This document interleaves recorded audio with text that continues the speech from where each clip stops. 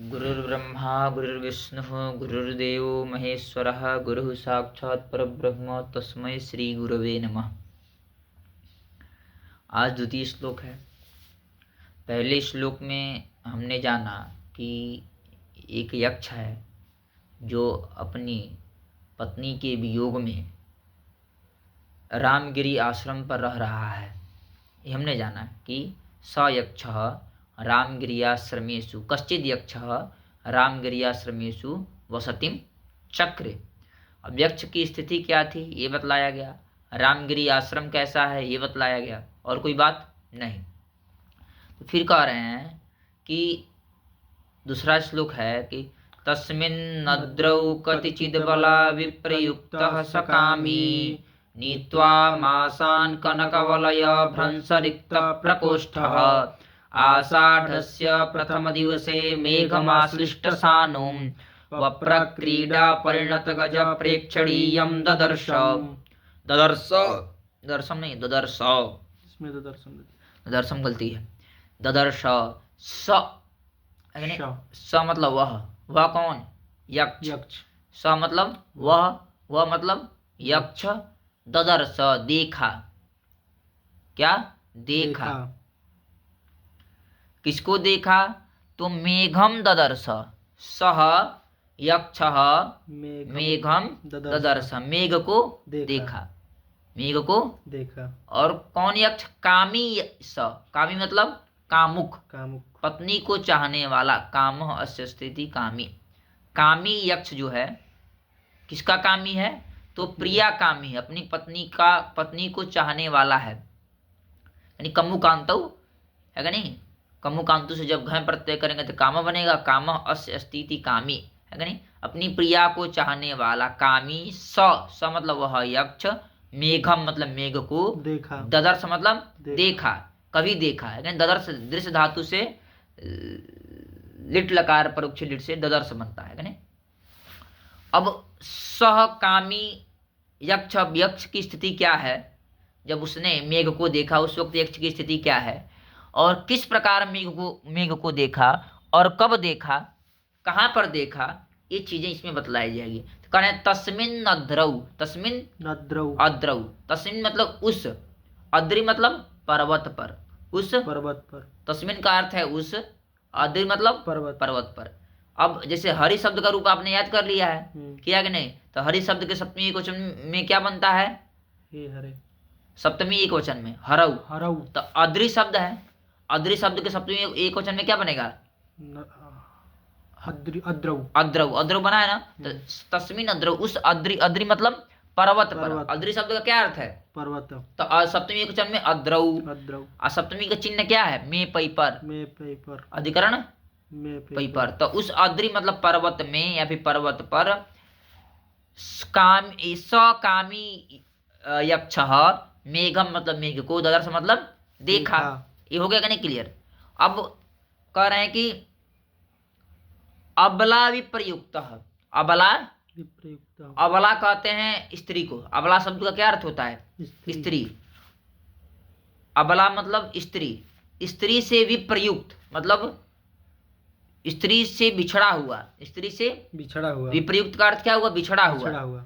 स्त्री से विप्रयुक्त, किसका विशेषण? कामी यक्ष का, मतलब स्त्री से बिछड़ा हुआ सह कामी यक्ष मेघम ददर्श कुत्र? तस्मिन् अद्रौ। ये हो गया। और क्या? तो कनक वलय भ्रंश रिक्त प्रकोष्ठ, कनक मतलब सोना, सोना का जो वलय मतलब कंगन, सोना का जो वलय मतलब क्या होता है? कंगन, सोना का जो वलय मतलब कंगन। कनकस्य वलय कनक वलय, कनक वलय से भ्रंश मतलब कनक वलय के भ्रंश मतलब गिर जाने से रिक्त हो चुका है प्रकोष्ठ मतलब ये कहते हैं प्रकोष्ठ, इसको कहते हैं कलाई वाले भाग को क्या कहते हैं? प्रकोष्ठ। जहाँ हम लोग काड़ा पहनते हैं या फिर मौली बांधते हैं इसको क्या कहते हैं? प्रकोष्ठ।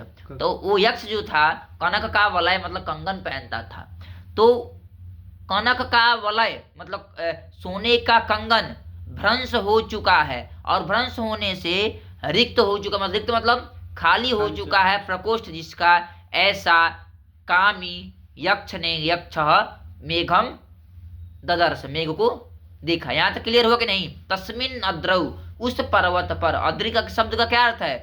पर्वत। पर्वत।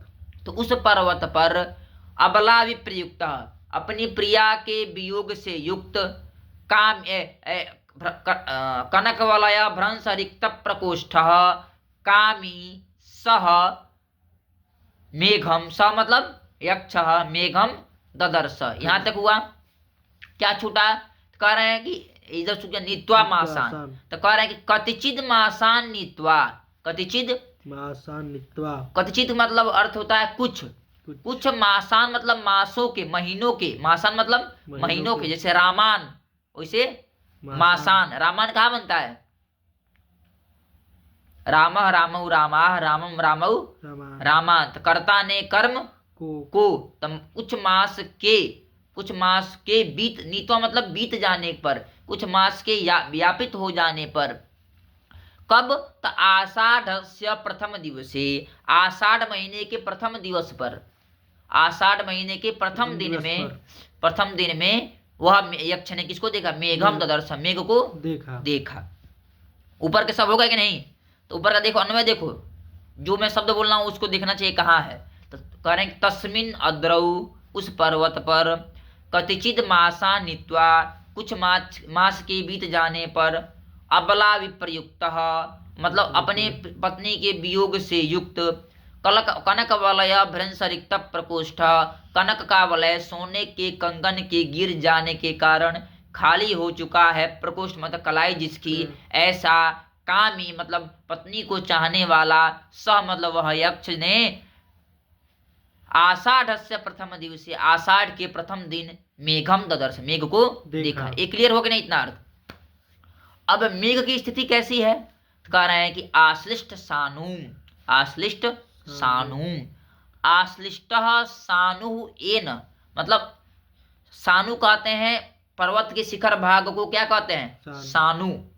और आश्लिष्ट मतलब आलिंगन, मानो आलिंगन किया है सानु को, जिसके द्वारा आलिंगन किया जा रहा है सानु को, जिसके द्वारा मतलब वह मानो कि पर्वत की चोटी का आलिंगन कर रहा है। कौन? मेघ। और क्या है? वप्र क्रीडा परिणत गजब प्रेक्षणीयम, है नहीं? वप्र जो क्रीडा, वप्रे क्रीडा इति वप्र क्रीडा, वप्र क्रीडा कहते हैं। जैसे तिर्यक दंत प्रहारस्तु वप्र क्रीडा, जैसे कोई हाथी होता है, जब किसी पर्वत पर या फिर किसी पेड़ इत्यादि में जब तिर्यक में तिरछा दंत प्रहार करता है तो उसको वप्र क्रीडा कहते हैं। तो वप्र क्रीडा में परिणत जो गज, वप्र क्रीडा करता हुआ जो गज, उसके समान, तद्वत प्रेक्षणीय, उसके समान यक्ष को देखा। जैसे अब पर्वत का शिखर है, अब ये क्या है? मेघ है भारी, ये क्या कर रहा है? इसको आलिंगन कर रहा है। तो मान लो आलिंगन करने से ऐसा लग रहा है कि जैसे कोई हाथी वप्र क्रीडा कर रहा है। वप्र क्रीडा मतलब पर्वत पर तिर्यक दंत प्रहार कर, तिरछा दंत प्रहार कर रहा है। ऐसा किसको देखा? मेघम ददर्श। बात क्लियर होगी नहीं? इसमें इतना ही बात है। इसमें एक बार उन्हें बोलूं, तस्मिन नद्रौ, उस पर्वत पर, है कि नहीं? कदचित मासा नीत्वा, कुछ मास के बीत जाने पर, अबला विप्रयुक्त, इसका अर्थ है कि नहीं? कनक वलय भ्रंश रिक्त प्रकोष्ठ कामी सह यक्ष, जोड़ लेना यक्ष, आषाढ़स्य प्रथम दिवसे आश्लिष्ट सानुम वप्र क्रीडा परिणत गज प्रेक्षणीयम मेघम ददर्श। ये क्लियर हुआ? अब कतिचित मासानित्वा का क्या मतलब है? कुछ मास के बीत जाने के बाद, कुछ मास के बीत जाने के बाद मतलब यहाँ कहते हैं कि 8 महीने के बीत जाने के बाद। कितने महीने के बाद? 8 महीने के। श्राप उसको कितने दिन का मिला था? 1 वर्ष का। अब इसमें कितना बीत चुका है? 8 महीना बीत चुका है। अब क्या आ रही है? बरसात आ रही है। अब बरसात आ रही है, जिससे क्या होता है? जब बरसात आती है तो जो स्त्रियों के जो पुरुष होते हैं, जो प्रदेश गए होते हैं, किसके लिए? धनार्जन के लिए, वो बरसात के महीने में क्या घर आते हैं। इसीलिए उसको मेघ को हृदय में और क्या हो रहा है? उत्पीड़न हो रहा है। क्या हो रहा है? उत्पीड़न हो रहा है कि नहीं? इसलिए वो अब मेघ को देखा है तब और अत्यधिक परेशान हो जाएगा। क्या हो जाएगा? अत्यधिक क्या हो जाएगा? परेशान हो जाएगा। अब इसमें कई शब्द है, तस्मिन् अद्रौ कदाचिद बला, अब कदाचिद बला विप्रयुक्त है कि नहीं?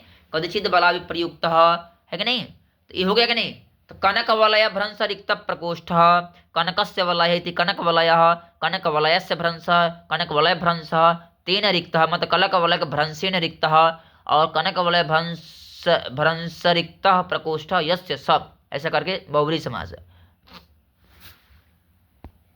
हो गया कि नहीं? बस रहने दे।